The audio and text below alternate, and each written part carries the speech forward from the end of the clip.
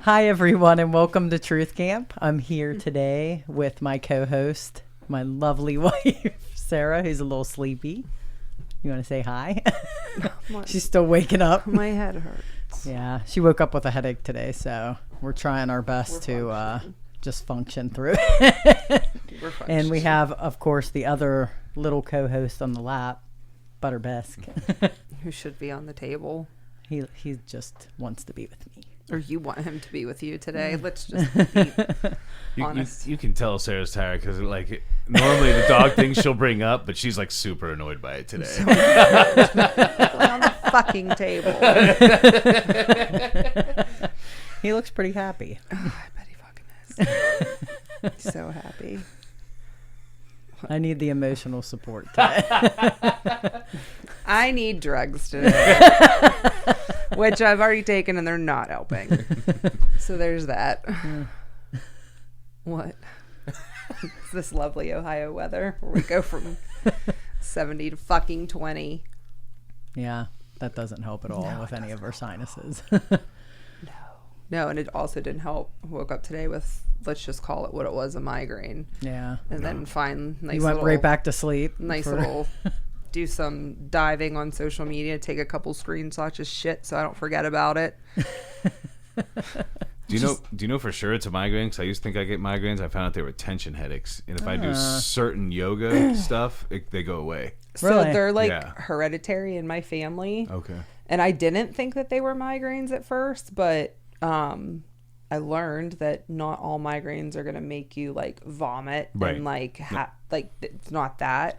But I always get these like severe pressure headaches, and they'll be behind my eyes and in the roof of my mouth, and they're a type of migraine. Yeah, no, that's different. And it's absolutely awful. Like nothing gets rid of it. So I just am like, let's try to take as many medications as possible without causing other side effects. And then you try to take a nap sometimes, and that usually probably helps more than anything. Yeah, it's terrible. And migraine medications, like I have weird reactions. Like I'll get rashes or I'll get sicker because of.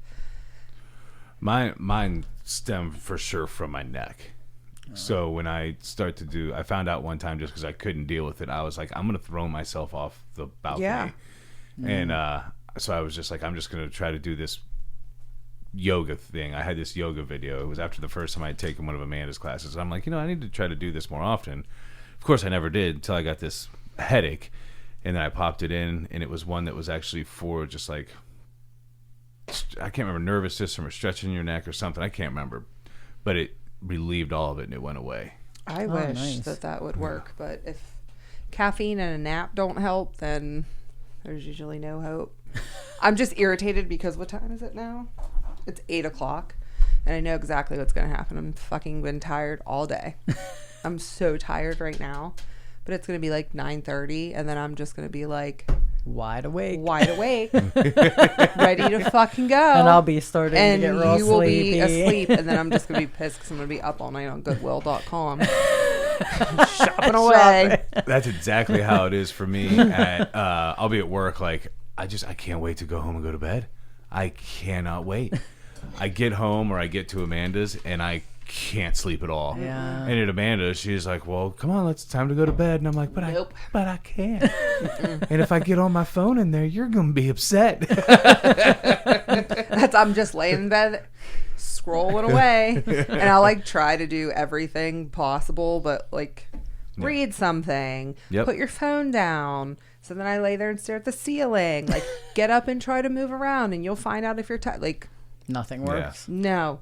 And then the sun starts coming up, and I'm like, I really need to go to sleep. This vicious cycle. So I'm irritated about that. Yeah. So, anyways, enough about me and my problems. So we've had a fucking week. Yeah, though. It's been a rough week. It's been a week.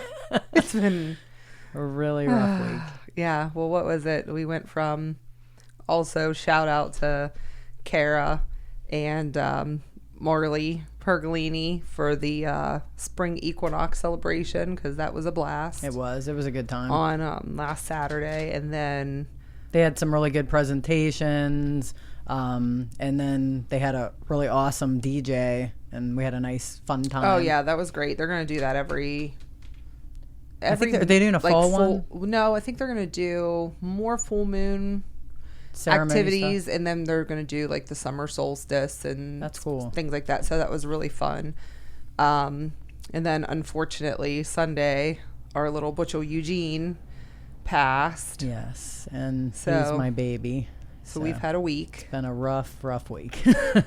And you took the week off, which I'm proud of you, because normally you wouldn't do that. Yeah, I'd try to power through, but I've been trying to be a little more gentle with myself, and I needed the time for sure. And I feel ready to go back to work tomorrow, but I know it's going to be a tough week. What's nice is you don't have, like,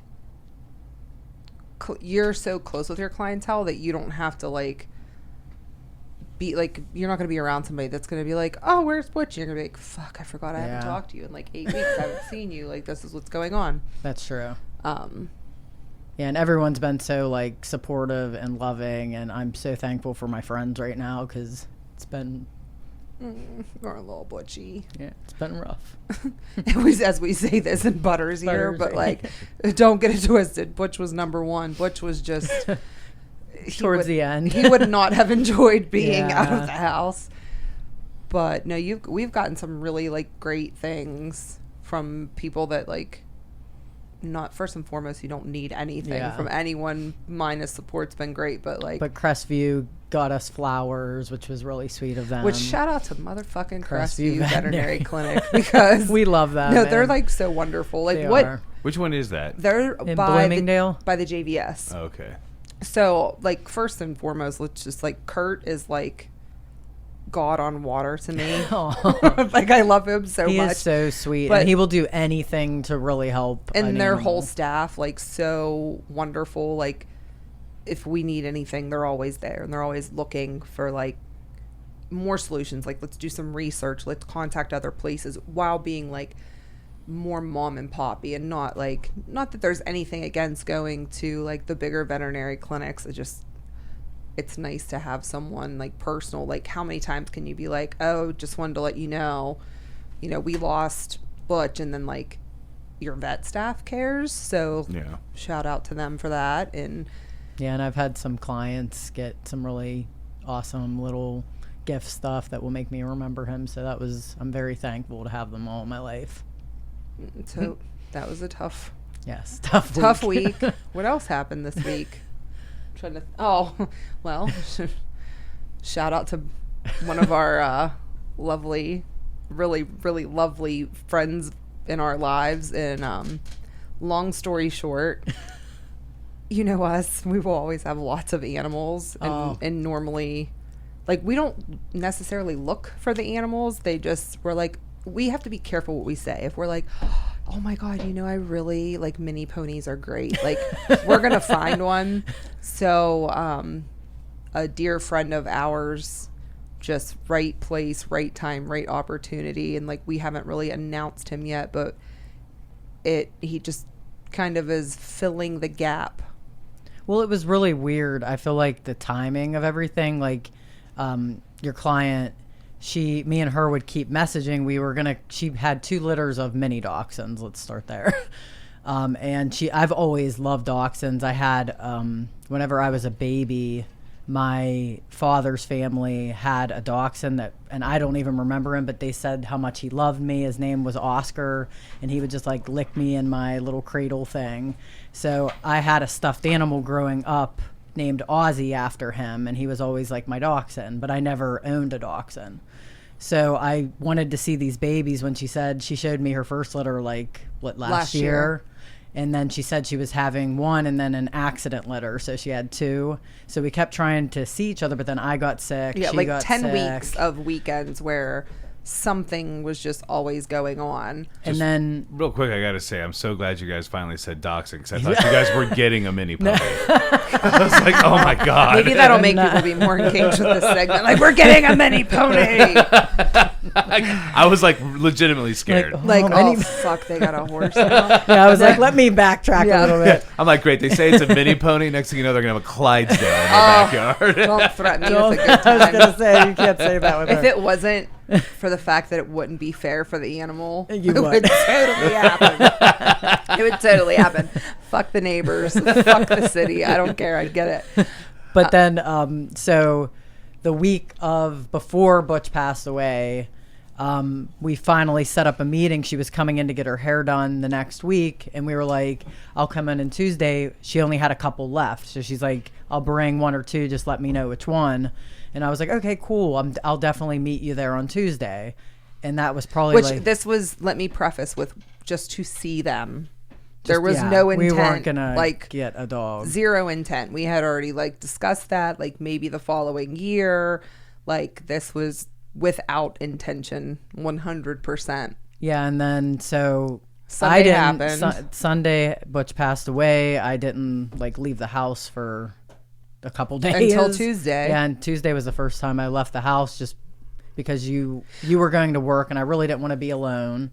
So she was bringing in the dogs, and you thought maybe it would help. Make her feel better. So I was like, I actually moved the rest of my clients for that day, and Brenda's schedule is really tough to work around. Plus, she's a nurse and deals with whatever. She's just fantastic. So we set it up, and as soon as she came in with her little crate and the puppies, that was the first time you were happy and in a good mood. I'm like, this is great. All day sit there with these fucking dogs. I don't care. And the whole time I'm not thinking.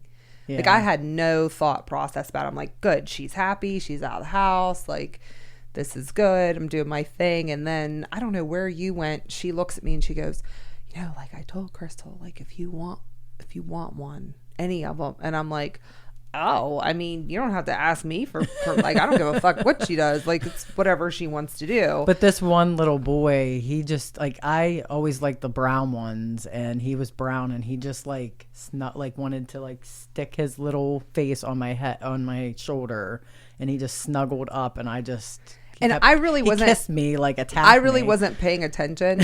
So I would go, the salon has the two levels to it. So we were downstairs where it's a lot more quiet, and I would go upstairs, and the other, my coworkers, they were like, do you see her with this dog? And I'm in my mind, I'm like, no, I'm really not paying attention. I legitimately thought when she said, I told Crystal she could have one of these, I thought I picture Sarah just picking them up, putting them in her pockets. I'll have them all. All right. Them all.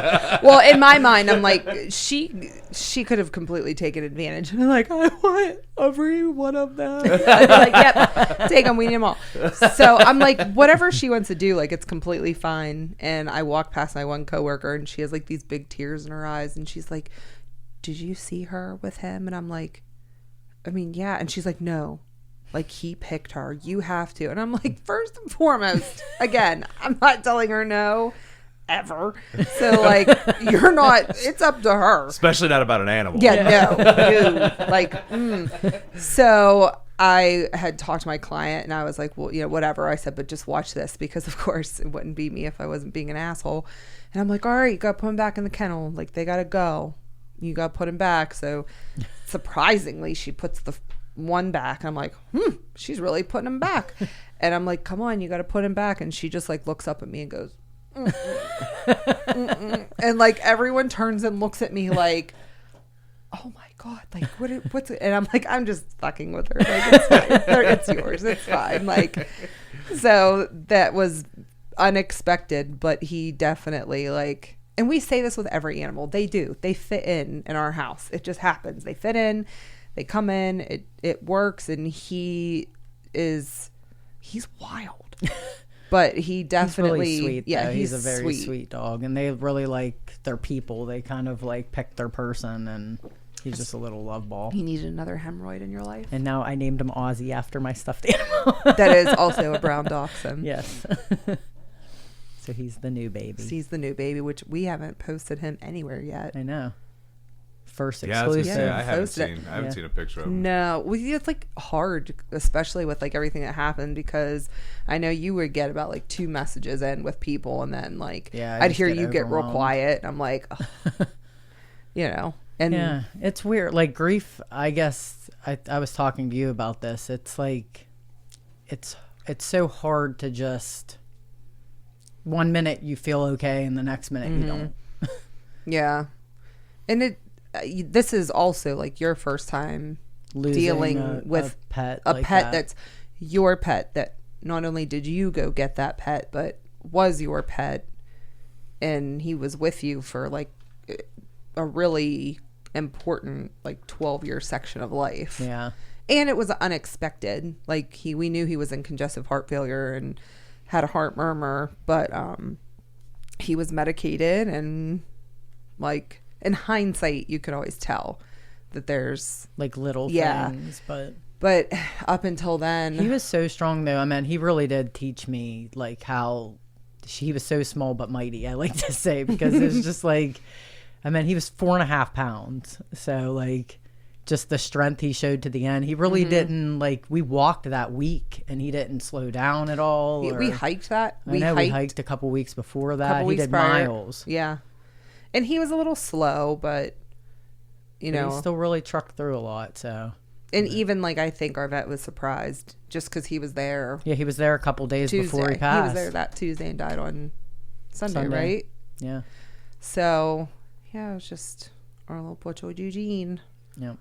And then we have Bella, his sister, I say it's a good thing. People might think it's weird. I think it's a good thing that he passed in our house with us. Number one, you didn't have to make that decision, because that decision sucks.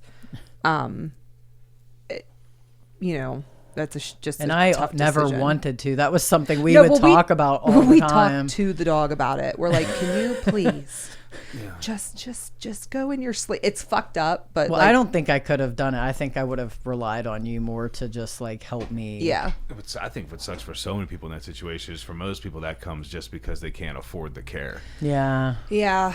Yeah. And it's just, I couldn't imagine. Fortunately, I've never been in a position where I've had to make a decision based on like monetary things, but it's just horrible. Like, even though you know you're doing the right thing, it's still like, it's a shit situation. Yeah. You just don't feel good about it. So we had actually talked to Butch about it. We're like, please just you know, go in your sleep. Like, fucked up and morbid, but I mean, I think he listened. Yeah. For sure.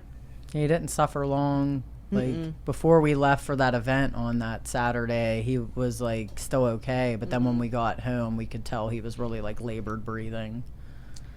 So if your animal gets congestive heart failure, it's just like, when he got diagnosed like 2 years ago.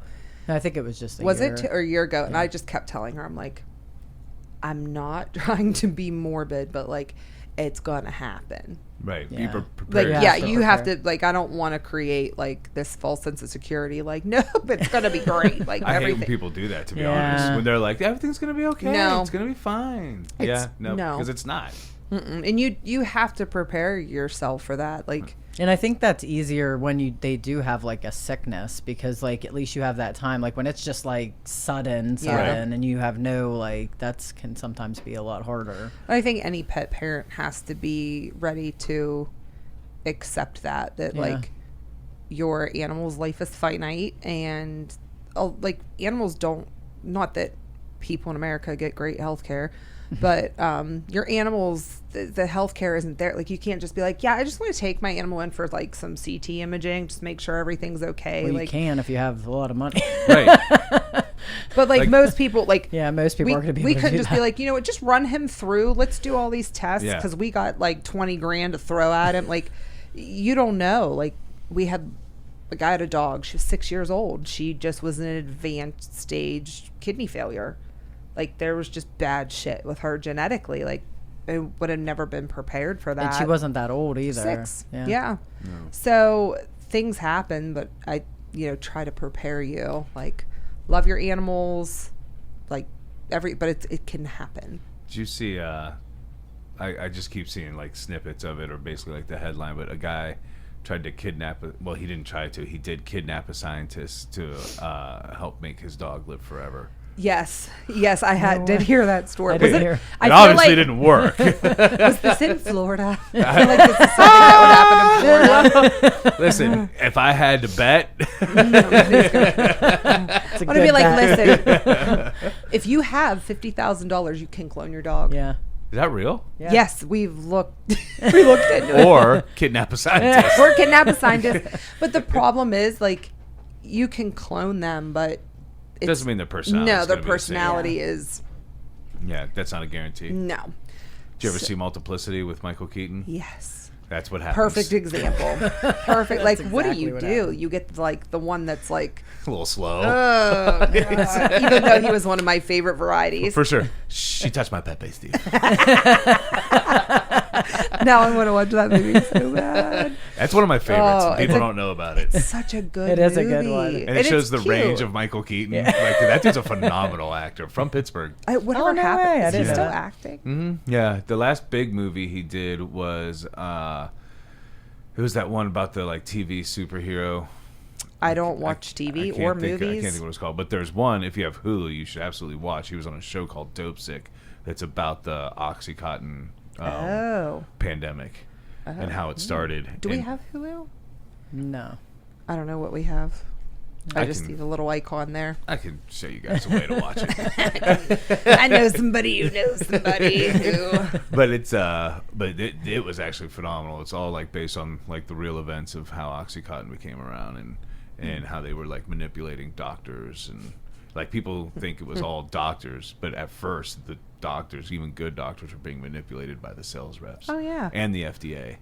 Yeah, there were a couple doctors around here that were. But I'm saying, good for that. before the doctors were the ones that were pushing it and realized, I can make a bunch of money off drug of this. reps. It was the drug reps, and literally the FDA. So the initial bottle for OxyContin had an FDA-approved label that said this is not addictive. And what's crazy is the guy that approved it, that was the higher up in the FDA, like 3 months later, worked for the company that made OxyContin with a much higher paid position. Oh, wow. And when you get into it, it's crazy the shit they got away with and how much they're not paying for it.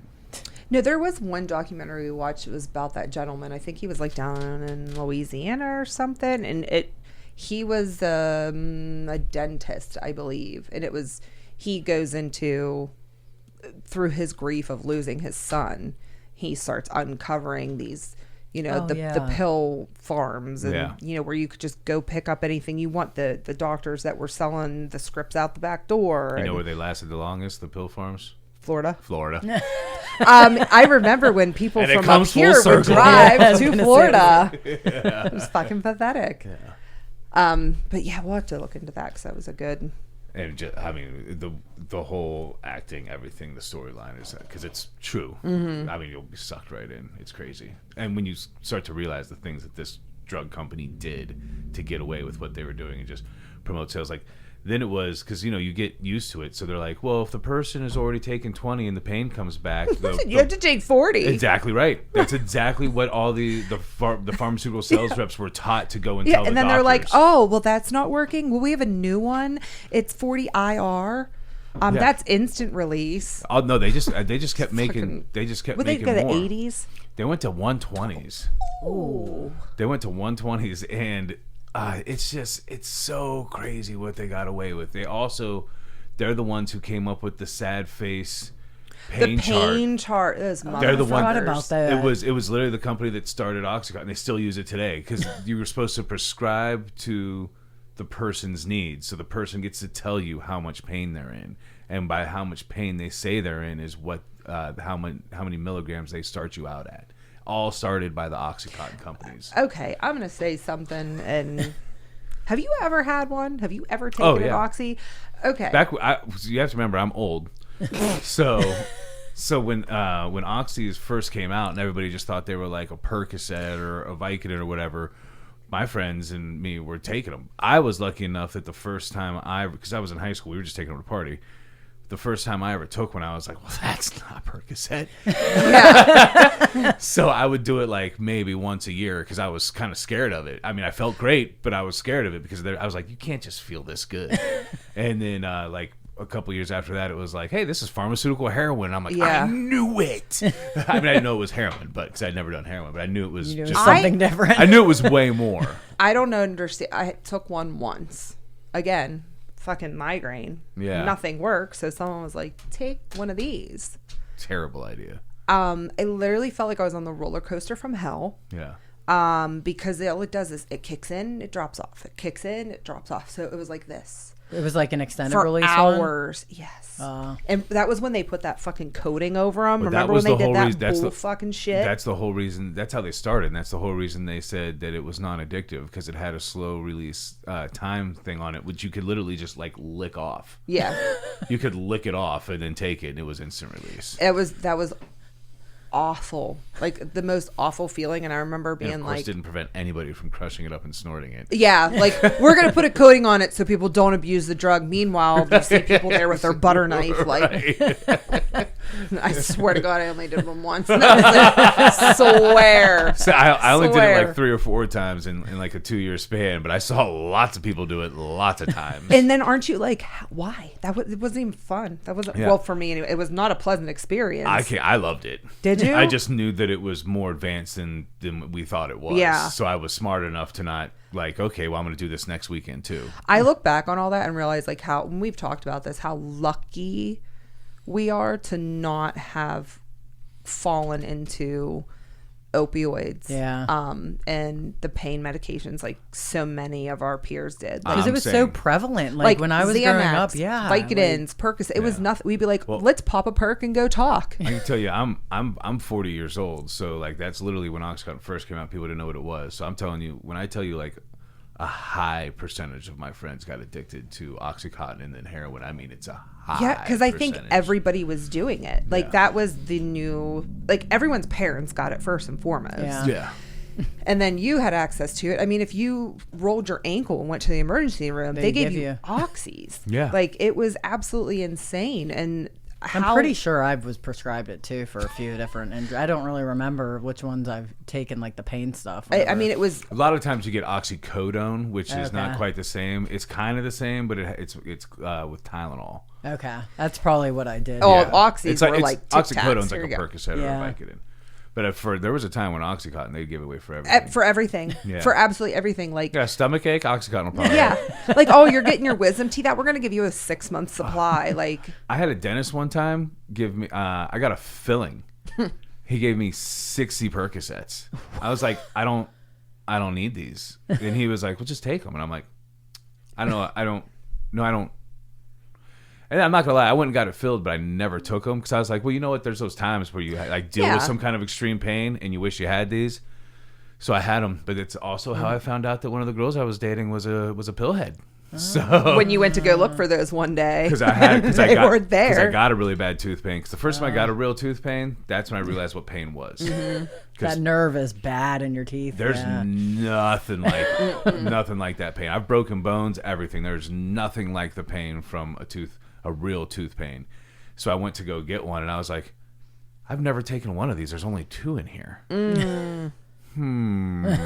Because that's not suspicious. There were 60, so I'm just going to I'll tell you, that tooth pain though had me looking like a drug addict one time because I was at work and I was suffering through till I could get into the dentist, right? And I had pain pills, but I don't like to take them. Mm-hmm. So I would do everything I could not to. And if I held water in my mouth, I wouldn't feel any pain. So instead of taking another bottle of water with me just to be safe when I left work, I was like, well, I got this. It'll last me till I get home. And, of course, I swallowed it for whatever reason partway home. And I'm at the light right before JCC when it starts to hurt. And it was full swing. And I'm literally going, oh, I'm going to drive myself into oncoming traffic if I can't get in this parking lot and get to a water fountain and take this pill and keep this water in my mouth. So I get to the intersection to actually turn into the school, and there were so many cars. I'm like, yeah, I'm for sure gonna turn into oncoming traffic. Like, that's gonna be so much better. Yeah. So I finally get to pull in, and I pull in and I throw it in park right there in the middle of the road. Like, don't even park anywhere, just throw it in. I run inside. The first person I see, because it's been so long since I've been in that building, I'm like, where's the bathroom? Where is the bathroom? I'm screaming. I got a bottle of pills in my hand that I'm shaking. And they're like, it's over there. And so I go in there. Scare the crap out of them. I go in there, I pop it, I take a drink of water to get the pill down, and then I'm sitting there take another drink to hold water in my mouth to try to relieve this pain, and I'm just standing over the sink soaking wet, going and then somebody comes out of the bathroom stall. You're like, I'm good. I'm like, no, I just go just do a lot of breathing and wave at him. Soaking wet, beard soaking wet, bottle of pills just open, spilled all over the place. At least that was like in the beginning of it, because if you would look like that now. No, this was when I worked at Butchel. Oh, fuck. So people were like, oh, this is a massive pillhead. He's also a pizza delivery guy. I'm like, oh, yeah. Oh, He's yeah. definitely on the pills. We are all so lucky that, and I don't know how we made it. I'm glad that we did not become casualties of that, but nightmare. I don't know how we didn't. Or family members that became casualties. I think that might even have been worse for me than me being it. Like, if one of my siblings or my mom or my dad, that probably would have been worse for me. And like, think in this area how many people were affected. I had friends that had like parents die and stuff because of it. That shit was no fucking joke. Now I'm just like, only the hard stuff for me, like caffeine, which is probably equally as terrible in some fucked up way, but yes, we're lucky people. So wait, we won't say who, like, you had quite a few messages to like change gears here of like people who wanted to know more about you, which I think is wanted to know more squiggly fingers about you, which is funny because I feel like you are pretty like open on here, but you need like specific kind of questions. I'm not as asked. So within the my master question within my boundaries that I have been given. And might I add that these boundaries are just because you're such a nice person. Her boundaries aren't even around her. The boundaries are to protect other fucking people in her life, which you're just such a fucking nice person. So we'll let that ride.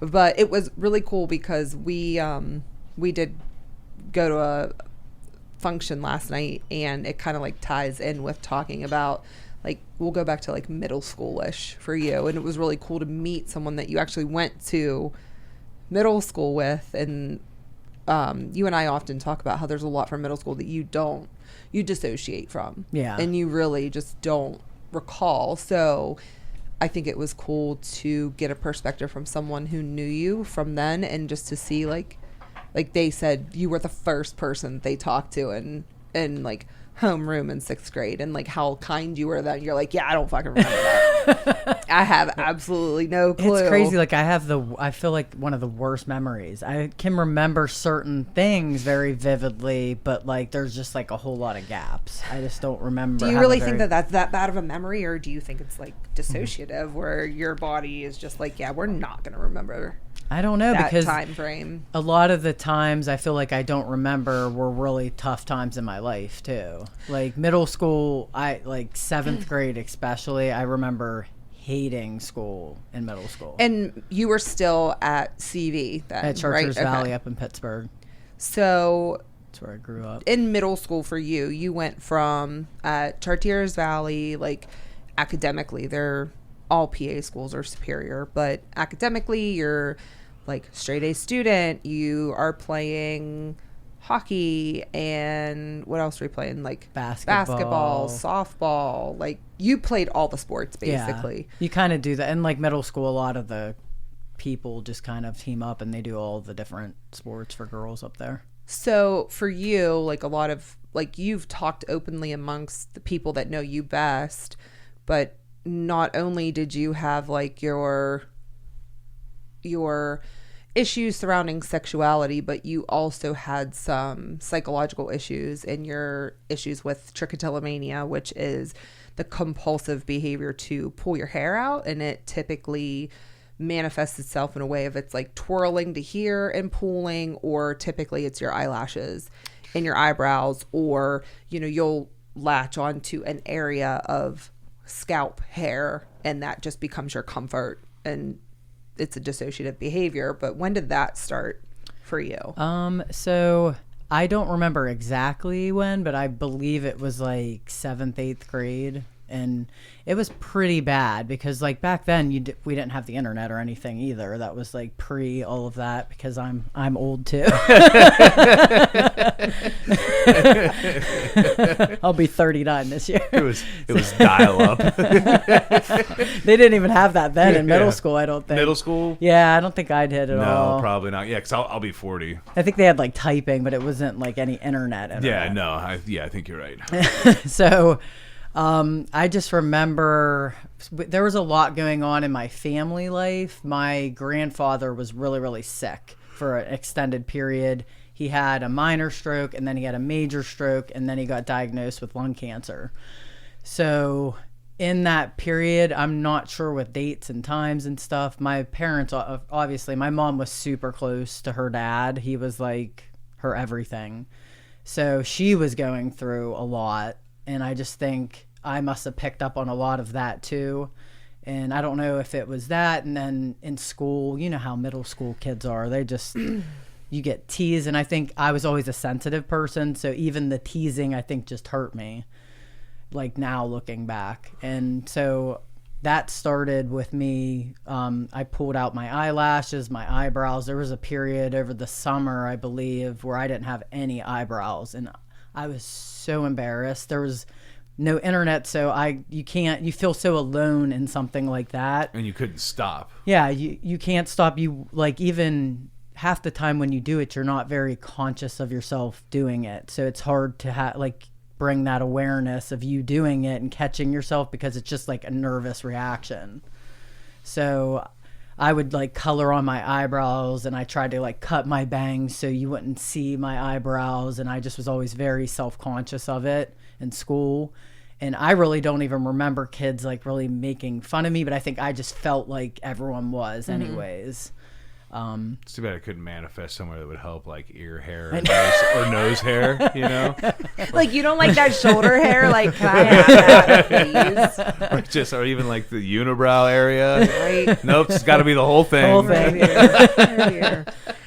And really, you, up until very recently, I was not ever okay talking about it, just because I really didn't. It was like, I just think I feared that, like, people judging or like not understanding, and I never knew anyone else that had it. But I remember one of your coworkers' daughters, I won't like put them out there, she was like one of the first people you brought up with me, and I was like, she was in her middle school, I think age 2, when she was experiencing it, and I was just like, wow, like, tell her it's okay, like if she ever wants to talk to me, like please reach out to me. I had a couple of clients that went through that, and that's like, I do remember us talking about it, and you made me feel a lot better about it because of that, like that you told me it's actually this happens. No, that's like, super like, it's, I don't want to say it's super I mean, it is like, anyone who suffers from some type of like anxiety, it's going to manifest itself in some ways, but the trichotillomania, I think it's just because of what I do.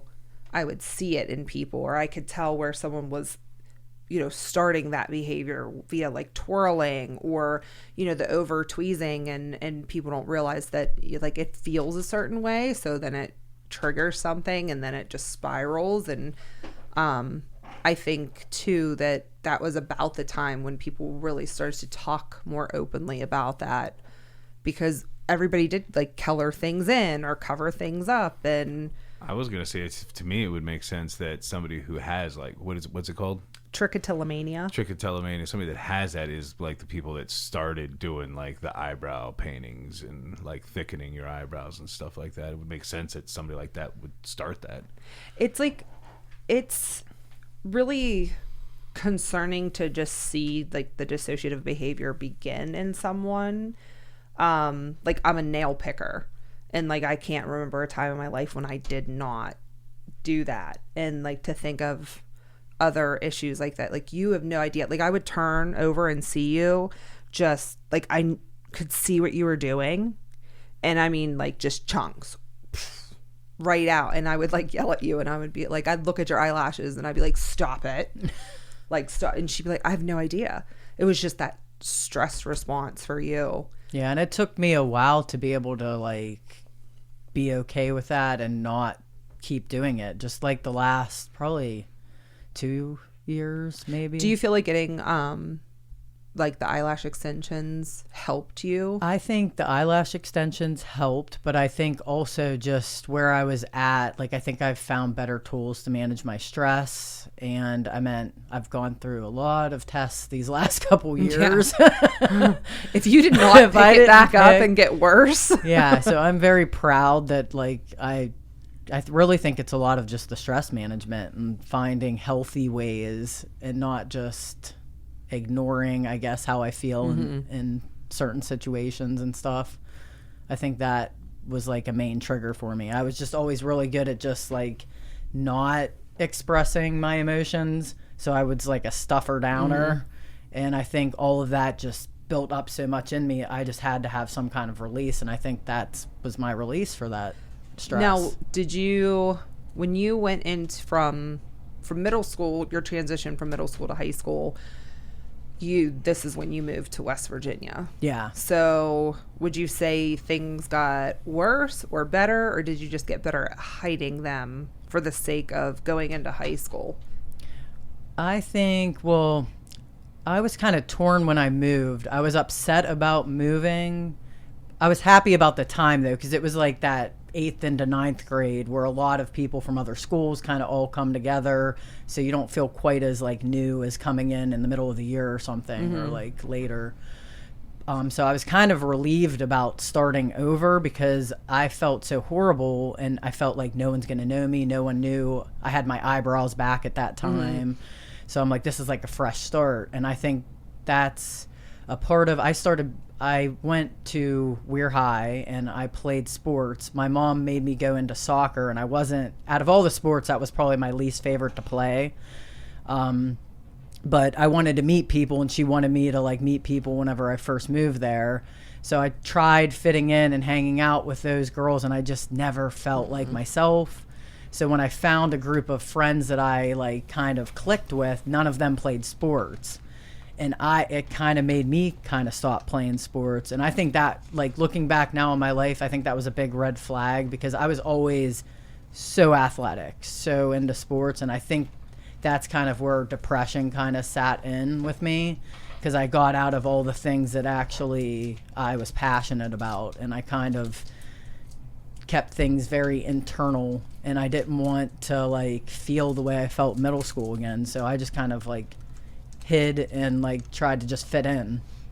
And then do you want to talk about, without naming names? Yeah, I don't talk care. about, so like, I thought you were gonna say about being gay. That's what I'm talking about. Yeah, I'm gonna go into like talking Hold on. about being Wait, gay. you're gay? She was gay, then she really tried hard to be straight, and now we're here. I was actually welcome to the 80s. Just real quick, I was actually just like looking at your hair, and I was like, it's so crazy to think the first time I ever met her, she had such long hair. That's what you say all the time too. Like, you can't picture me now. No, I can't. Could not picture you with long hair. Like, I show people, and they're like, "Oh yeah, that doesn't even like." It's crazy. Well, then, like, you're a redhead, first and foremost. I didn't know that either. She's very auburn. Yes, you're very much, and you're still extremely red through here, but you're a redhead. And then when I met you, your hair was like super, well, it's blonde like it is now, and long, and it was long and thick, and You gave the straight life a try. I You gave it hell, kid. I tried really hard. You tried really hard. So when you were in middle school, like we've talked about this so many times, like we were talking about the gay panic and how like in hindsight, like what you said to me, you were like, did you ever have like those friends that like you guys would like cuddle or like lay together? I'm like, fuck no. What the fuck are you talking about? And she's like, oh, like you never. I'm like, no, there's none of that. Like, yeah, me and Brian would just cuddle up. we on just Saturdays. cuddle and then you were like saying that like, but that's you and like you're so lovey and touchy. But then we were talking about like when you know you're really attracted to someone, it's like that. It's the gay panic where you're just like, I can't watch you like change out of that outfit or like gym class like when was, girls like, real, like yeah like you're real, like you realize you're attracted to someone by the way that it makes you feel. But you know what's weird? I think that's for girls though, probably not as much for guys, because guys, we don't actually like usually change in the same room very often, like in general. You know what I mean? Like, but girls are like, let's go try on our new dresses. Like come on, let's go do this. Like and to me, I'm like, oh my fucking god, and that's the gay panic. So like, when did you realize that you were like, oh yeah, like I'm probably gay? See, like, it's so hard for me to say like an exact because like, you love pinpoint. Justin Timberlake. I love JT. She has this 10. I was like boy band crazy Who when doesn't? I was younger. I love JT. No, I seriously was like boy crazy though. They like I remember doing like lunar bowling and my name on the thing would be boy crazy. How fucking weird is that now? Do you think maybe that's like an overcompensation though? I don't know. Like I think I thought boys were attractive, but they just didn't do anything for me. Okay. If that makes sense. Yeah. But you don't know until you experience things either. Like I was always, now looking back, the women had a more impactful, like physical reaction. Even just emotionally, I think I just got more attached. Like I enjoyed being around women more. Conversations like this make me realize how bisexual I am. I'm like, yeah, can't relate. No idea. Nope. Yeah. Mm-mm. I'm like, I had a lot of guy friends though. That's why it's hard to like. I have and I still feel like I'm kind of bisexual. I mean, but I just am more physically attracted to women. What? Nothing. I'm not. That what's face that does look? not I say know. nothing. What's that look for? Nothing. I'm gonna keep that one. What? We're biting our tongue. I love you. You told me to behave, so I'm gonna behave. This is my wife behaving. I'm trying. I'm so proud of you. It's actually, what would you call it? Gay what? Gay panic. Gay panic. I'm gay panic right now. Yeah, gay panic. Oh my god. Like her face is like, oh my god, what's happening? Because I'm so used to having these conversations with her at home where like I just say whatever the fuck I want. But I also got involved heavily in religion for a while. Oh yeah, let's go down that route and talk about how that I was going to say deal. that kind of. Well, when did that start? Like, I mean, really become something that like I know. I grew religious up. influence was there, but like, when do you feel like your sexuality was starting to meet the religious influence? I think when I was probably around 20, 21. Maybe even a little bit before, maybe 19. But also, let's time out. And in between that time, you had what I would consider your first very significant, like, romantic relationship. Prior to that, your high school. You're talking about high school? Yeah. Yeah, but that was just, I meant back in the 90s. I know. Like, but like for people to like that, this was a unofficial relationship with another female that was because back whenever I was in high school, you weren't gay, you didn't come out, you didn't talk about it, everything was kind of hidden. And you're in West Virginia. Yeah, and I was in West Virginia. Lovely. So like I feel like that relationship, it was hard for me to even ever consider it a relationship because it wasn't. Like we never had a title. It wasn't open. Everything was hidden. So it was like, I didn't know this. So did you had you kissed her? Yeah. Oh, okay. Yeah, I didn't know. Physical, it was a full-fledged. It was like your sneaky link. Yeah, you're sneaking around. Sneaky link. Basically. That was it. I mean, for let's just call it what it is. Like if it was a relationship without a title. You just felt like it had to be hidden because no one talks about that. Yeah. Yeah. Okay. I didn't know that. Yeah. So, I mean, and you dated guys. Intermixed, yeah. And then... But that one, that was my first, I guess, major heartbreak. That destroyed me. And it almost made me feel like, I'm like, well, I never want to feel like this again, so I'm done with girls. Because I could care less if a dude breaks up with me. Yeah, again, in hindsight, how did you know you were gay? Dude breaks up with me, I don't feel a thing. Easy. Because usually it was me breaking up with the dude. I really like you, you're a nice guy, but I like your friend better. Hey, what's up with your sister? If only it was like now, you'd be such a savage. Such a savage, just blowing through him. But it was a lot of self-angst that I brought upon myself with the religious input. I thought it was wrong.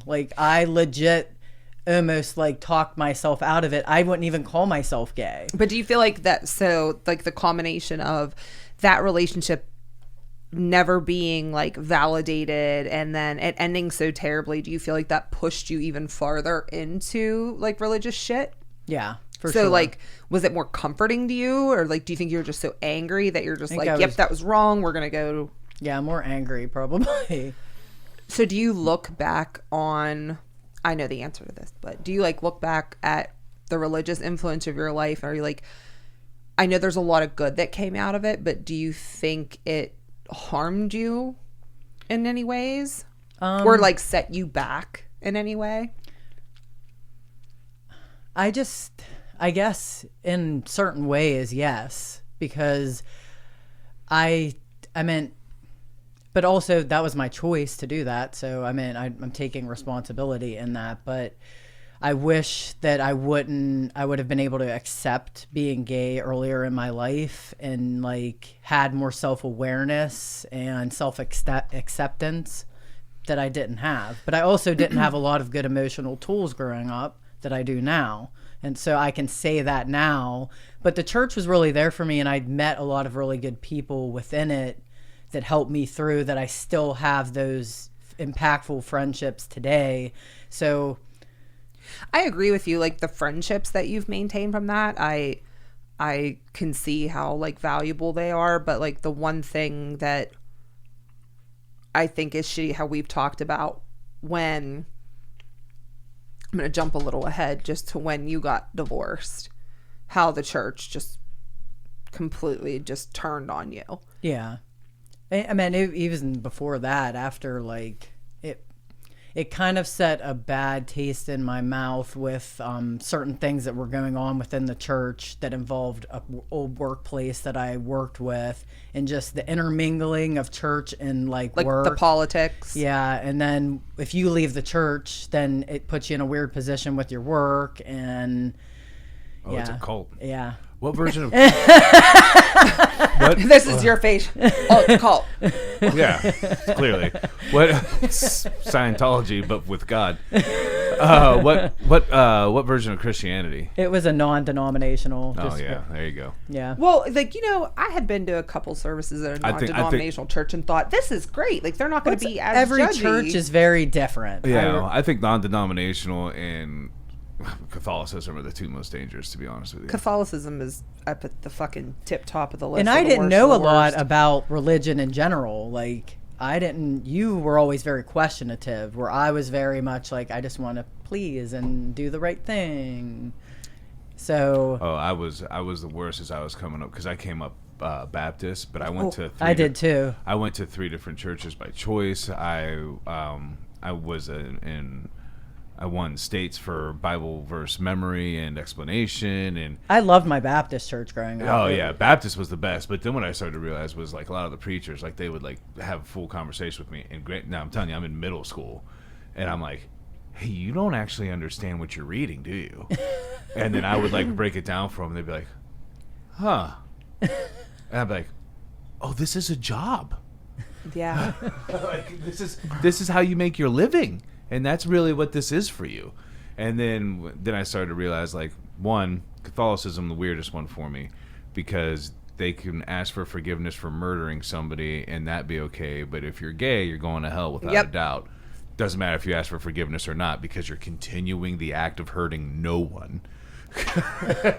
And then even with baptism, which I was in, like, my dad was going to hell because he didn't believe in Jesus or God or any of that, and he was legitimately the best person I knew.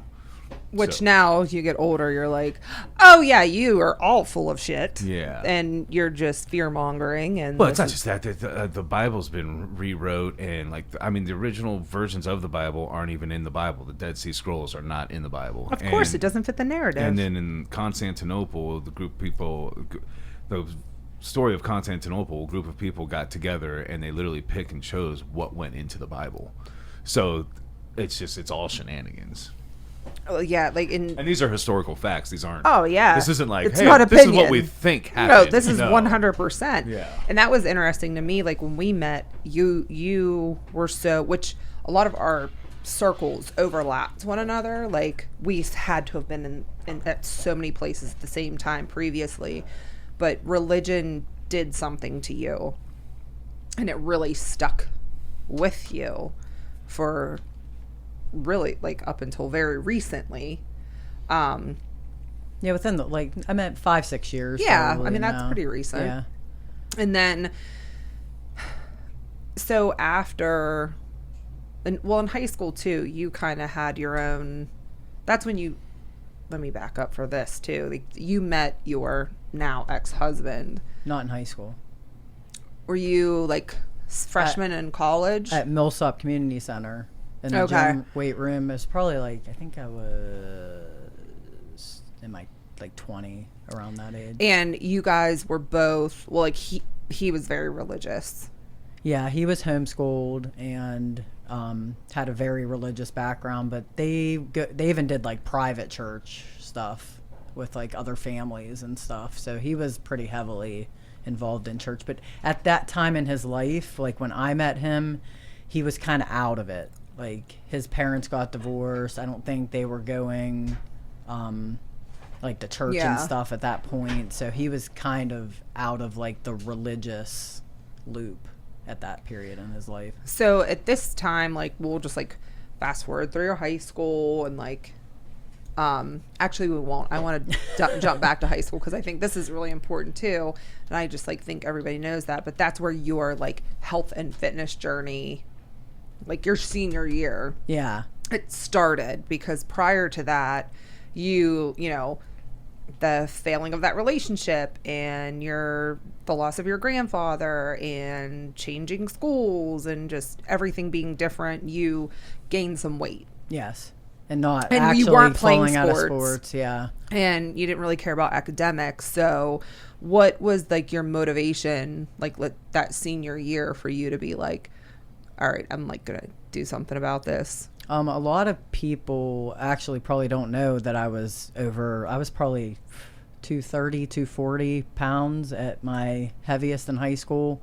I have some pictures back then, but I didn't take as many pictures when I was like real heavy. But a lot of the girls in my, like, I was just about to start senior year and a lot of girls started taking ephedra pills came out. Oh, yeah. And a lot of people lost weight like really fast from the ephedra pills. So I started, I think I took ephedra a little bit, like, but your parents had to buy it for you if you were underage. Mm-hmm. And I lost a ton of weight. I did it the wrong way. Like I starved myself most of the time. You were Jessica Spano from Saved by the Bell. Was that the brunette? Yeah, the one that was like real hyped up on the pills. Yeah. Okay. Yeah. So I lost like I didn't even look the same. My senior pictures you take like before your senior year, I looked like a different person by the end of my senior year.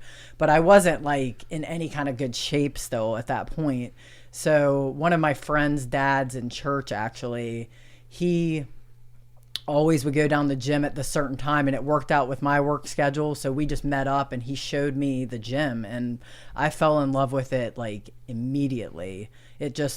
I hated going on the treadmill, but as soon as I was like in the weight room, it just felt like home. And amen.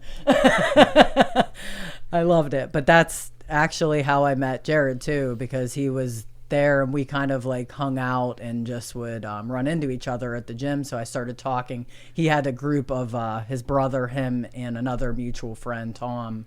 They would always like go in there and we all would like hang out and just play games. And we actually did a dodgeball league.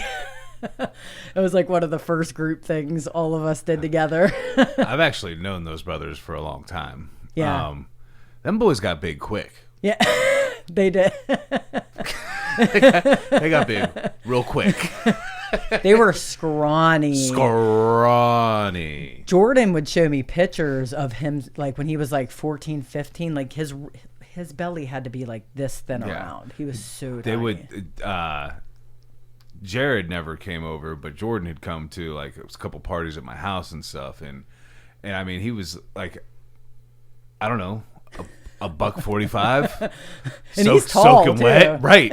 Soaking wet. And then I ran into him like, I don't know, 3 or 4 years later, and I was like, oh, you're the Hulk. Have you seen what they eat? No. They would literally buy this like. Remember when protein powder, if you get like the real high calorie ones, would come in bags? Yeah. Like they would have those giant bags, and a scoop was like 1,000 calories.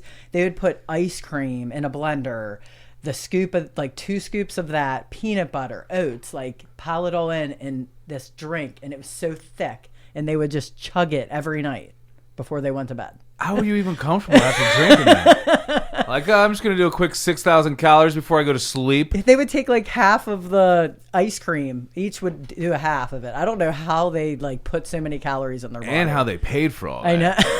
But that's a good point. The first time I realized I had to actually eat more to lose weight, I overcompensated for that breakfast, and I ate like 1,600 calories in one sitting, and I thought I was gonna die, and I didn't eat for an entire 24 hours. Yeah, you're like, I'm good. Yeah, it's tough gaining weight.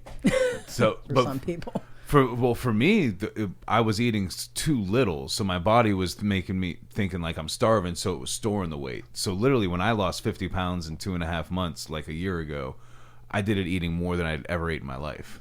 That's awesome. That's you. Like when we first met, I'm like, Jesus Christ, I've never seen somebody eat. Like I joke when I say this, and I say it all the time. Like every 20 minutes, she's hungry, but like her metabolism's so good, like. She can knock back a package, not a row, not a sleeve, a package of Oreos. And it's like, no weight gain. No weight gain. But you work extremely hard for that as and well. And all my activities are pretty physical, too. I mean, I love, like, I rollerblade in my spare time. So I'm still jealous. I like to take naps in my spare time. I like that, too. Much better. I'm such a confusing person. In my mind, I want to rollerblade, but then, you know, like the back of my mind, I'm like, you're self-pay on insurance and you work with your hands. So that's probably not going to work out for you. So I just nap. So you meet him. Yeah, we were together. You guys for were a very together long for time. Like 11 years? 10 years. Like, I think we were dating for 4 years or something before we got married, and then we were together for 6. So prior to getting married, was there any part of you that was just kind of like, I don't know, like I don't know if this is the right decision? Or I can honestly say no. Like I know you guys were very close. You guys had a. I think it was where I was at in my life too, because I went away to college. I was going to go to WVU for engineering, and I went for a year, but that was like just around the time where me and him started getting serious. So I would like come home every weekend, and I just couldn't get into like living out there. I was miserable. I hated driving back and forth. Did you really, or was it because of your shitty boyfriend who was being a dick while you're back home? I'm just saying this to preface for other people. Like, if you're dating someone and they're being a fucker about what you choose to do, but I'm glad that happened because I wouldn't have met you. But anyways, go ahead. So I came back here and decided to go to school. I was going to work and go to school at West Lib, and they didn't have engineering, so I had to go for. I already had my graphic design degree, so I just got a business administration degree to go along with it. And that's your bachelor's, yeah. Correct? Damn. Engineering just way more profitable. Yeah, I know. We talked about that, but I'm like so glad that she didn't stick with engineering because we would have never met. Yeah, like we would have never met if Not you necessarily. Yeah, you never know. We probably would have never met. Only because it's funny because my ex knew her from the Millsop. Yeah. And thought it would be cute to show me pictures of her and be like, look how hot this chick is. And I'd be like, fuck you. Don't fucking show me pictures of other bitches. What the fuck? You know? Like, yeah, I would flip the fuck out. Like, Meanwhile. don't show me pictures of that bitch is hot. Yeah. Well, that's what's so funny. I'm like, yeah, he legit used to like show me pictures and you'd be like, look at her. Like, you could look like her. And like, now I'm fucking her. Also, hey man, stop taking pictures of random girls at the gym.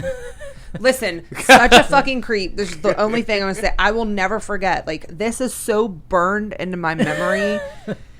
This is how fucking creepy guys are. I will never forget this motherfucker telling me, listen, I'm sorry. I love you. I'm fucking creepy. Men are fucking creepy. But he specifically told me when I first started speaking to him, I don't even care. I fucking had paid money to go on this goddamn cruise with this guy that I was dating that I was super over. And motherfucker, I was taking my vacation.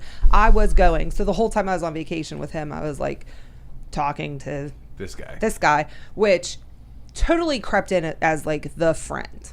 Like, I'm here for you if you need anything. Like, I'm so sorry this happened. Like, total, like, he friend zoned himself to sneak in, and then this bastard told me later, he was like, you know, that's my move, right? Like, that was how I picked up all the girls. Like, this motherfucker told me this.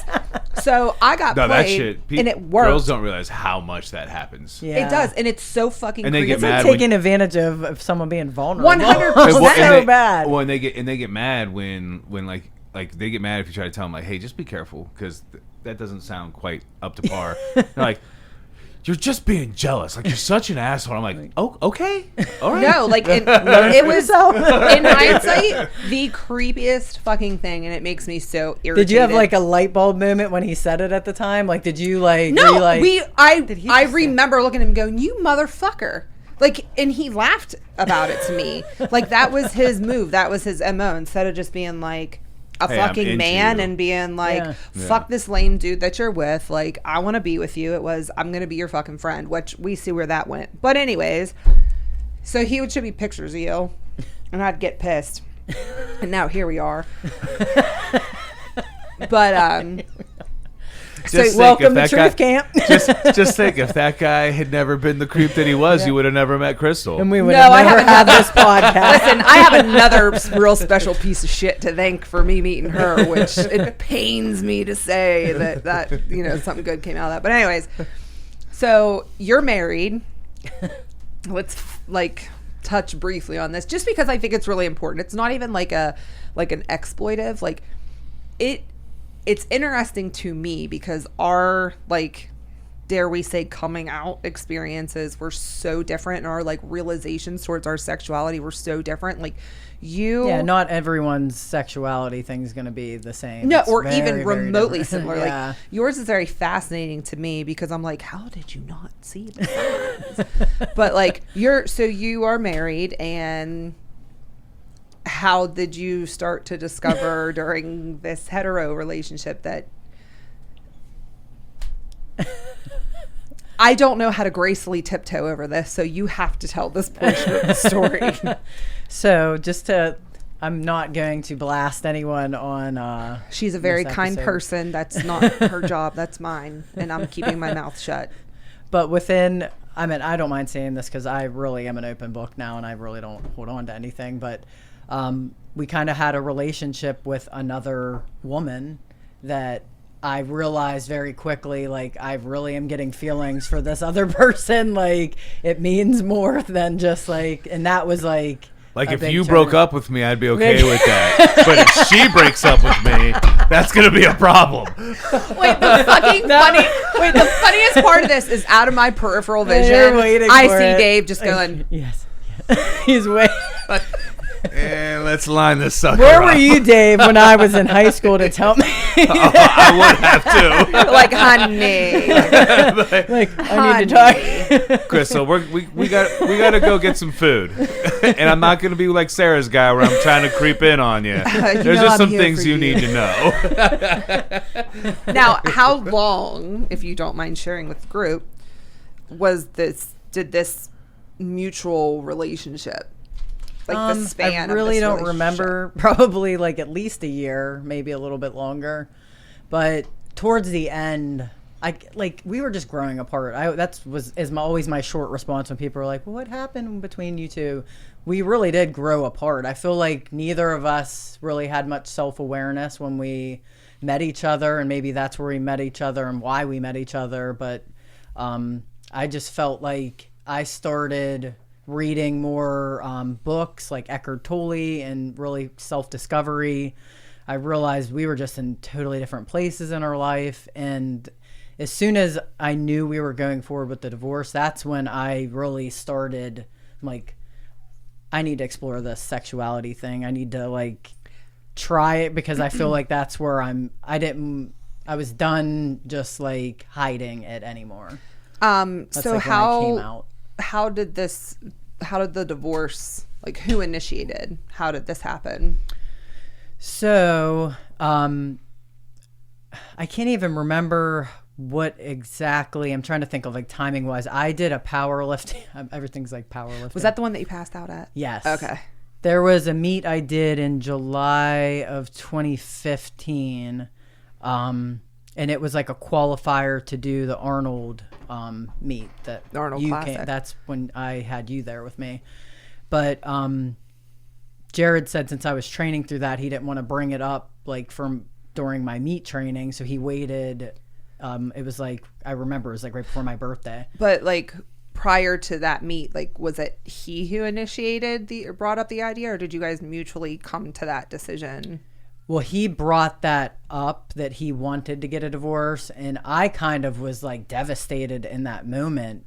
But once I think it was just that panic of like rejection. Mm-hmm. You know how like you don't want to be with me anymore? He said, hey, I don't want to bring up divorce before your meet, but we're going to have to talk about divorce after your meet. Good luck with your meet. No. He waited until after. That's what I knew. It was like the right in between. I was going to say, like, well, you already brought it up. No, he waited until after my meet, and then he brought, like, it was like immediately after the meet. He brought Congratulations, you qualified for the Arnold Classic. Let me fuck that up for you. Good luck in round 2. I'm just kidding. So, sorry. But like that rejection thing, I think it was more that than actually the relationship, because when I had time to reflect after, because there was like, I still lived in my house for, it was probably like a month and a half before I moved out and got into the apartment. I knew it was right. And he like kind of wanted to rekindle things, and I was already like gone at that time. I've accepted it. I was ready to move on. I started planning like my future without him, and I didn't want to look back. Like I was ready for something new. So he initiated the talks of divorce, but then tried to rekindle. Yeah. Yeah. Okay. So I thank you for that clarification, Dave. I really appreciate it. Check. Just had to make sure. So then I moved out, and that was September of 2015, and I met you in November of 2015. Yep. Lesbians move fast. It's true. We move real fast. Well, especially when you've been hiding for fucking 15 years. I wasn't even on the market for very long. Right. No, but that's what, like, I really didn't want a relationship. I was in a serious relationship for a really long time, and it took, I really just know it was meant to be with you, just because it was so easy with you, and like, it wasn't even like trying, like, I know you say the same thing. Yeah. It really just was so, you moved in Immediately, and we just like clicked. Immediately. I'm not fucking playing games. I'm not trying to be friend zoned. I'm coming in. I've always been this, like, I haven't been the one to like move in with somebody, but like, oh no, we're in a relationship, we're gonna spend a bunch of time together because we're gonna figure this out now. Absolutely. This is either gonna work or it's not, and I don't got time otherwise. That's what I remember us having multiple conversations like that. Like, we are like, this is gonna be fucking messy, but like, we're gonna iron the shit out right now. Like, all the things that our exes said that we were problematic with, like reasons why we couldn't get along with people, like we threw it all at one another. Yeah, a lot of people avoid talking about exes and stuff like that, but like, we were so comfortable with each other, we literally could tell each other anything. And I really think that communication helped, because that was definitely something lacking in my relationship. And we both Jared. were super respectful. Like, you know, we both tried respectively to be friends with, like, because Jared was a really important part of your life. My ex was an important part of my life. Like, we tried to and you be even friends. I give you credit because you were like, yeah, if you want to be single for a little while, like we can re-talk in like a month. And I'm just like, why? Like, I know I want to be with you. Like, yeah, I think it was, we handled things in a way that neither one of us had handled in other relationships, just to be like that transparent. And like, it definitely, it had its challenges for sure, but I think ultimately like that was the most healthy thing we can do, because then there were like no secrets. And like but that's where like I feel like the challenges, a lot of it had to be around trust, right? Because like obviously we both were coming out of serious relationships, but I think that communication and vulnerability, were able to manage that, and like our trust for each other never failed, and we always were completely open with each other. And honestly, like in any other relationship, like each of us would have been like, we're out. Like, and how many times, like I meant, there were times where when you would go like off, it was probably like within the first month, you're like, I gotta pick up stuff from him. Oh yeah. And I just had to be like, and I was okay with that. Well, yeah, like I remember one time, let me know, like text me when I you went leave. to dinner. Yeah, but you went to dinner with the ex? I went to dinner with the ex. And I had to meet with mine to like do the divorce stuff too. So yeah, but that, like, to me, those things, because I've gone through some things recently, not recently, whatever. but with scenarios where like, it's different. Like, okay, I have to go to the house to get my stuff, but then there's an example of like, well, I'm going to his house, he's gonna cook me dinner, and we're just gonna like talk about things. AKA, I'm about to fuck, and I'll be back. And it's just like, which one? Is this okay? I mean, trust me, not okay? It was hard. I know, like, I distinctly remember the dinner that I went to with him was really hard for you, because you thought like for sure that was it. And I just remember like that helped me also so much, because I knew like in my fucking like cells that was so wrong, and like that whole relationship was just done and over and wrong. And I think me and you are those kind of people too. Like if either of us would have pushed each other, we would have like, that would have kind of soured it a little bit.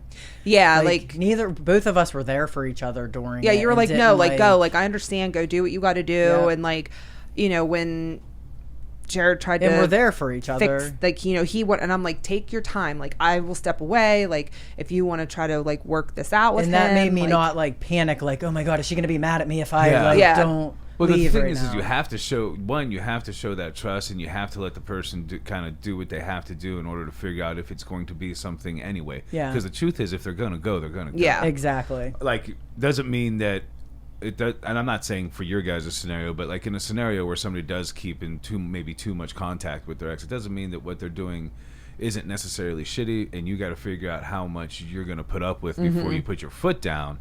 But you have to allow it to happen, because they could just be lying to you and then going and do it. But right now they're being honest with you, so you can either let them figure it out or be like, no, you can't do that, and then it's not going to work out anyway. That's true.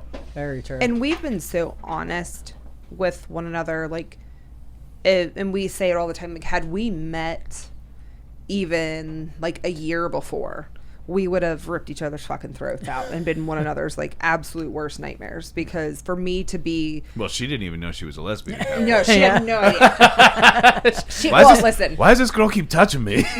No, because it would have been one of these, and like, what do you mean? Like, everybody makes out with girls, Dave. What are you talking about? Everyone's a little bit gay. That was me. I'm like, what? You don't make out with girls? Like, who doesn't? I make out with everybody. It's because you're gay as fuck. No, but we probably were at so many parties. I know, like, together. We had to have crossed, or bars. Like, we 100%. had to have crossed 100%. places. But our relationship, knew it was just like different. And you're just such like you were so very understanding of things. I'm like, oh, fuck, I'm going to get in so much trouble. This isn't going to be good. But the way where you have to applaud yourself is that you were being honest instead of just going and doing something. Yeah. Like, even now, like, because my phone, like, yeah. she, like, from day one has had access to my phone. And not in a, like, she's like, you better let me have your password. Like, I don't have anything to hide. Like, here's my conversation that I'm having with this person right now. Like, read it. Tell me what you think. Like, how should I handle this situation? Like, I think that's healthy too, because I think some people don't realize sometimes when a conversation with somebody that's not your significant other isn't healthy. Yeah. Like when you're like, I'm trying to think of the best way to talk about this without.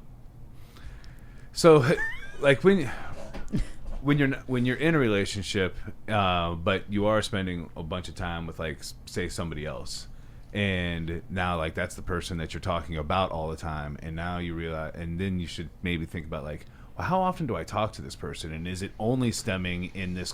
They don't realize they're talking about them as much as they are, or yeah. that they're talking to them as much as they are about things that aren't what their relationship was initially based on. You know what I mean? Like, our relationship was initially based on A, but now, like, we're talking about A, B, C, D, E, and, like, all day, every day. Well, I'll give you a really good example. I mean, this just happened. But real quick, so I think it's good that you might ask her, like, hey, what do you think about this situation? How should I handle this? Oh, listen, legit has just happened. Like, there was a situation this morning, and then there was a situation, like, just very recently in, like, the past couple of weeks with, like, someone that I used to be involved with. Again, this is a pattern. If I care about you, you're in my life. Like, I will keep you there as long as you're being respectful to my relationship. And, you know, there was a situation where she was able to, like, call me on it and make me see, like, hey, you're being very, like, people pleasing. And this, like, this conversation that you're having is, like, a little concerning to me, because you're letting someone push boundaries with you in this conversation. And, like, you have the propensity to just make you're people pleasing, basically. And, like, I don't like the direction that this conversation is going in, because you can't set a boundary because you're afraid to hurt someone's feelings. And I was able to talk to her about the situation, about, like, where it was coming from. And, like, she was so supportive with me to be like, hey, I know you really care about this person, but you need to care about yourself. Like, to not let someone, especially when it's someone from your past, come into your life and take advantage of you, because that's how they still know you, or they know how your inner workings are. So yeah, this conversation went from, we should be talking about ABC, to now we're talking about XYZ, and this isn't fucking cool. And it's so great because in this instance, like, you're helping me by guiding me through seeing things through your best interest for me, which is, like, huge in a relationship. Well, and, like, she's not mad at me, and I'm not hiding anything. And it's not just her best interest, because you love her, she loves you. So it's also your best interest, because you don't want to do something that hurts the combined interest. But and that's our relationship got me there, because remember, and I don't mind talking about this, like, in the very beginning, do you remember when your ex that you broke up with would really cross the line? There was one time where this is, I think, the first time I've seen, like, a slight scowl on Crystal's face. Oh, because this was well, this actually prompted, like, let me preface by saying it looked like she got her fighter jaw on. Well, she really, this was a humongous line that was crossed, and it was just like a disrespect, extremely disrespectful. And I don't care. I'll say exactly what it was. I, tried to maintain a relationship with my ex because he and I had, our families grew up together. We all knew each other. And I'm like, we talked about it. And I was completely cool with it. Cool with being friends. We had gone to lunch. We had gotten coffee. Yeah. And then all of a sudden we went shooting, went to the gun range together. That's fun. Go with your current relationship with your ex to the gun range. Get on my level. So what was fucked up is, I am a psychopath. I will fucking fully admit that. I'm a boundary pusher. That's all there is. Let me see how far I can get. But he basically was like, for lack of like, fuck your relationship. I don't give a fuck about your relationship with your wife, because we were married. And he was like, I'm trying to fuck both of you. Like, he was basically just saying really, really, really disrespectful things. And my personality and that relationship I had with him, I was very submissive and very beat down in that relationship. So I was always just trying to not get in any type of confrontation with him. So I was very, and he would keep messaging you like just like little things that you struggled with standing up for yourself. Yeah. And being able to you didn't want to respond, so you just kind of like I would avoid it. I was just avoiding confrontation, which is amazing. I avoided confrontation. But I swerved it because it was so uncomfortable, and I was like, you know what, I'm just gonna like hide this so like she doesn't know and it doesn't affect this. And it was when we were moving, and I remember, like, of course my phone, I don't care. But back then I don't feel like I handled it as well as I am now, because I still like internalized and would stew about it myself before I would like emotionally present it to you. Now I feel like I can like present it to you. You would just present it in a neater package. I mean, you still handled it like you were just like, this is all I'm going to say about this situation is like, it's over. Like, it's a wrap after this message. And that was the first time I stuck up for myself, because I was like, no, like, you're talking about my wife, like my legit wife. This is not my girlfriend. Like you're fucking done. Like, this is done. And that was it. And that was the end. That was the end of that relationship.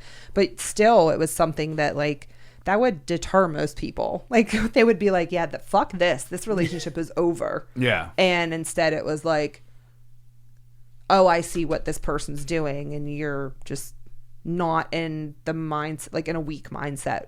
So like, I'm going to help you out with that. I think some people get insecure and think like, well, does she really still like him? Like, am I like, no, I understand. Like, because we talked about it, I knew where she was coming from and what. And that's what I feel like good relationships, you really need to have that open communication. And like we've talked about too, like being like, we're people, you're going to make mistakes, and like you're going to fall back to like maybe old behaviors, like patterns. With, like, so you have to just be able to like support your partner through things like that. So like if someone's talking to someone and it should be about A and now it's about B, like, can you go to them and be like, hey, I just want to like veer you back on course and let you know that like this is kind of not cool. And then how are they going to take it? Maybe. In the circumstance with this person, it always seems better to let them kind of figure it out and then be there. That just might be where they're at. Yeah. Yeah. I think it's definitely different now. It's definitely, but it's still just, it's like, oh, is the conversation worth a fight? Because you trust the person, you know what I mean? You trust them, but you just see it going down a bad road. You trust them, but you see it going down a bad road. So that was like our situation this morning where like it was just not a fucking good morning. Coming full circle. I woke up back to the headache. I had my headache. That's where the migraine comes from. I had the migraine, the start of it prior to this, and I like got online and I saw something, and I was like, screenshot. I'm gonna go back to bed on this one. And I got up this afternoon. You came up real cute, and you were like, before I forget, just curious, have you talked to someone? And I was like, I already know, and I'm pissed. So this is all like I'll paint the picture. I'm here. I'm just sitting on the toilet because I'm mad and I haven't moved yet. And I'm just like already messaging feverishly. And she's so cute and right there in the hall. And she's like, what did you say to me? You're like, I think I said I wanted to wait for you to wake up before I addressed you with that. But I was like, but did you see that? Just shake her and wake her up with horrible news. Look at this. And I'm like this. And I'm like, yes, I already saw it. And I'm pissed. And so I'm like trying to like process this. And then I just start sobbing. I swear to God, I'm not going to start my period. I don't know what this is. And I just start sobbing. And she's like, it's okay. It's okay. But you talked it out. So that's good. And you had some realizations. And that's sometimes just what happens with things. Might not be the thing that you want to happen, but. That's the best face I've ever seen you make.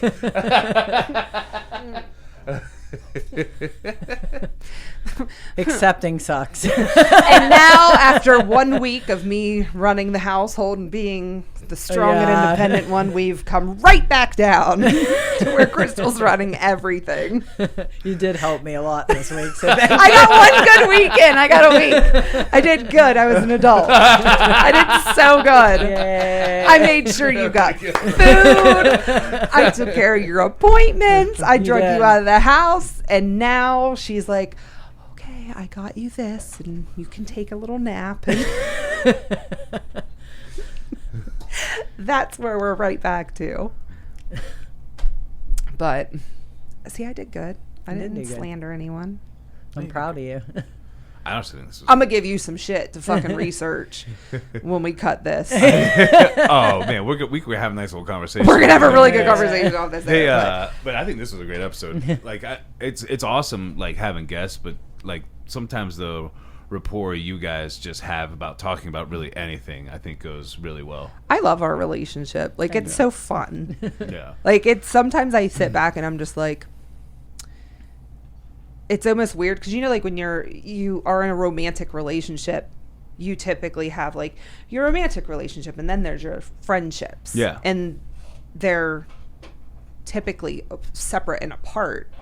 But like, I feel like it's the same thing. So a lot of our friends too are like mutual friends, which makes it really nice. But it's even not just like you're friends. We can talk to one another about things that like typically you would turn to your friends to. Yeah. And like your significant other may be like completely detached from the situation, or they're just like gonna take your side. I think that's my favorite thing is you don't just take my side. Like you're not afraid to be like, you need to figure it out, like, because this is you're doing the most right now, or like, but that's I'll love. be like, yeah, or I'll be like, tell me if I'm wrong for feeling, and she's like, no, like it's a good perspective to have on it. And it's so nice that we can talk about things like this, because I really believe, and I know I can say from other relationships, like I'm not afraid to admit I was a fucking cheater. Like I'm not afraid to admit that, but I did not have emotional support in other relationships. And you were always looking for something else because you weren't getting what you needed. And that, like, if you truly trust the person that you're with, and if you're being yourself, they're gonna care about all of the things about you. So like I can talk about that, and I want that for everybody in the relationship now. I feel like I'm one of those fucking freaks, like I drink the Kool-Aid so everyone has to do it with me. But like it's possible. Like I've never had a relationship like this where we can and do talk about all the things. Like well, and I think it's really good for people to hear and listen to as well, because not just the serious but the joking in the serious, and just the way you guys share life. Like you have a little bit of all the aspects, but you just make sure that you ground each other and take care of each other. But like this episode was so great. Like honestly, like I gave you guys the 1 hour sign. We were at an hour 30. Man. And look, we were like out here, and she's like, we got to get ready. Are you going to be ready? Well, and I'm like, where are we going? And that's the other thing I was going to say. Like when the rapport between you guys and the way you guys can come together and do this is awesome because even before we actually started recording, you were just in your phone like this is the fucking worst. Basically, is what you have. Oh, 100% on your face. Yeah, it's the fucking worst. Right, and then we got started, and it was like, all right, here we go. Yeah. Fuck yeah. Like that. Listen, that is how we navigate around Sarah. Like we're just gonna let her bitch it out, and now she'll be wide awake because it's about her time to shine. 9:30. There it is. Because I got 6 text messages from 6 different people. We're gonna fucking talk tonight. Well, since I opened it, you get to ring it up and end it. We're gonna ring it up and end it. Yep. You guys already ringed it up. We wrap it up. We ranged it up. Which we're getting real close to the engagement anniversary. We are. Mother's Day. Fun fact: your brother and his wife got engaged on the same day on Mother's Day, but we didn't announce it because I did not want to be like that person to be like, oh yeah, we got engaged too. And we're lesbians. Trump card. So I'll never forget that because they were painting the baby's room and I thought it was really cute. Oh yeah. It's real cute. But anyways. Thank you for listening today. Thanks for letting me ask slightly intrusive questions. I love you. I love you. Thanks, Dave. Love you guys. Blew your mind.